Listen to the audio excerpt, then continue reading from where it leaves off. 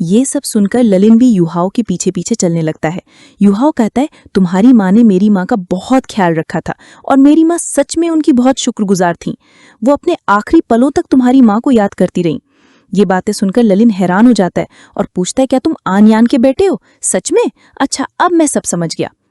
Yuhao हाँ में जवाब देता है, हाँ, और मेरी माँ सिर्फ उस ड्यूक की लापरवाही की वजह से मारी गई थी।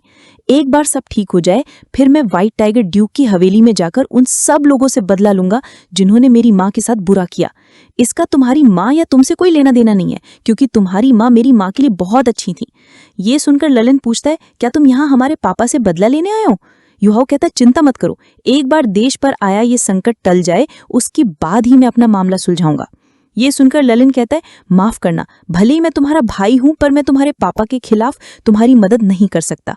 युहाओ कहता है, कोई टेंशन नहीं, मुझे तुम्हारी मदद चाहिए भी नहीं। मैं बस चाहता हूं कि आज से तुम मुझ पर भरोसा करना शुरू कर दो, पूरा भरोसा, ताकि हम आगे मिलकर काम कर सकें।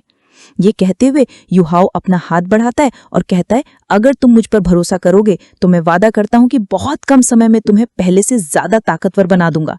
ललिन बिल्कुल कहते हुए उसे हाथ मिलाता है और फिर दोनों एक दूसरे को गले लगा लेते हैं। युहाओ कहता है, अब बिना देर किए हमें यहाँ से निकलना होगा, काम बहुत है और टाइम बहुत कम है। ललिन कहता है, तो फिर मैं जाकर 2 घोड़ों का इंतजाम करता हूँ ताकि हम जल्दी निकल सकें। युहाओ हंसकर मुझे रोकता है, नहीं, उसकी कोई जरूरत नहीं है। ललिन कंफ्यूज होकर पूछता है, तो फिर हम जाएंगे कैसे? तभी युहाओ मुस्कुराता है और उसके कंधे पर हाथ रखकर उसे तेजी से हवा में उड़ा ले जाता है।